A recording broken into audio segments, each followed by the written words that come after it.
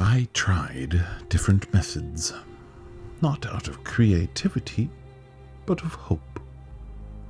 Each failure carried the quiet promise that the next would be the last thing I ever felt. With every return, that promise rotted a little more. The tower came first.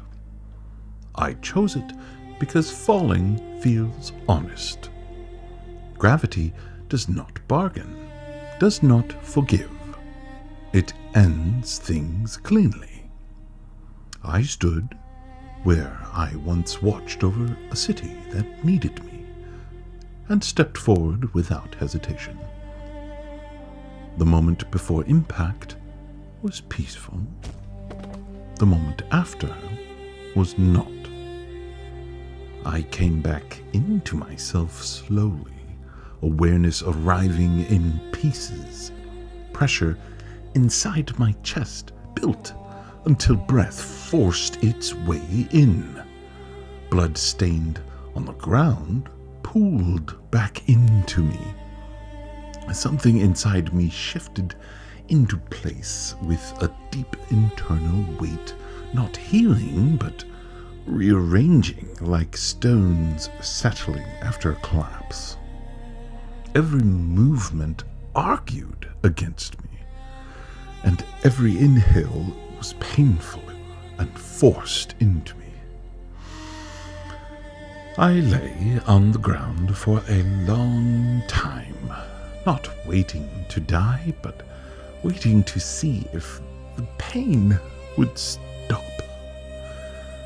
It did not. Months passed before I tried again. Water was next. I simply walked into the lake without ceremony, and cold closed around me, tight and quiet. I let out my final breath. The dark came gently this time. No violence, no struggle. And for a brief moment, there was nothing. A peace I thought finally granted to me. And then breath returned like punishment. My body convulsed as though dragged upward by force I could not see. Air was forced into my chest, and each gasp was colder than the water itself. I coughed until my throat burned raw, and still the need to breathe refused to ease. The water from that day has never left my lungs. Weeks passed, and steel followed. I trusted steel more than anything else. Steel has always been final for others. I placed it through my heart and felt certainty. The sudden stillness, the silence inside my ribs. Peace lasted exactly one heartbeat longer than it should have. Then another struck, and another. Each pulse hurt, not sharp, not violent, but wrong. A constant reminder that something meant to stop had been restarted without permission. The wound closed, but the absence it created did not. I could feel where life had been interrupted. Days passed, then fire. I built it myself, carefully, deliberately. If there was justice in the world, flame would provide it. It took everything quickly: sound, thought, awareness. But when I awoke, the burning had not ended. The pain was excruciating. excruciating. My skin did not carry the damage, but my nerves remembered perfectly. Every motion reopened sensation that had nowhere visible to exist. The air itself scraped. I could not close my eyes without feeling heat return stronger in the dark behind them. Sleep abandoned me. I stopped waiting after that.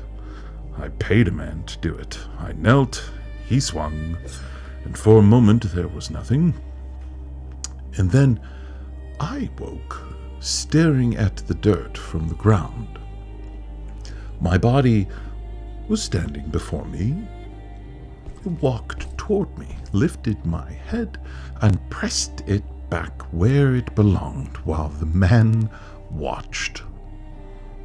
I spoke before he could. He looked pale and scared. My voice hurt more than the blade had, and I left him there trembling. The man went and found the townspeople. They came as a crowd, fear louder than reason, to destroy the thing that had survived his blade. I did not resist when they bound me, as I was too tired to argue with their certainty. They used horses. There was darkness, then pain. I opened my eyes to screaming, theirs, not mine, as my body pulled itself back together in the dirt before them. Well, no one came closer after that. I have begged for an ending. I have offered steel, fire, water, height, and the hands of other men. I have given death every chance to claim what remains of me, and it refuses. The world calls this survival. It is not. It is persistence without mercy, breath without purpose, pain without conclusion. I waited for death to take me. Then I waited for it to explain itself. It has done neither. So I am left with only one certainty. If death will not have me, then I will have to go to it. Not as a supplicant, not as a victim. If there is a door, I will find it. If there is a keeper, I will break them. If there is a boundary, I will cross it. Because I cannot remain here, endlessly returned to suffering I did not choose. I sought release. Now I seek an answer. And if the world has buried that answer beyond death itself, then death is where I will go.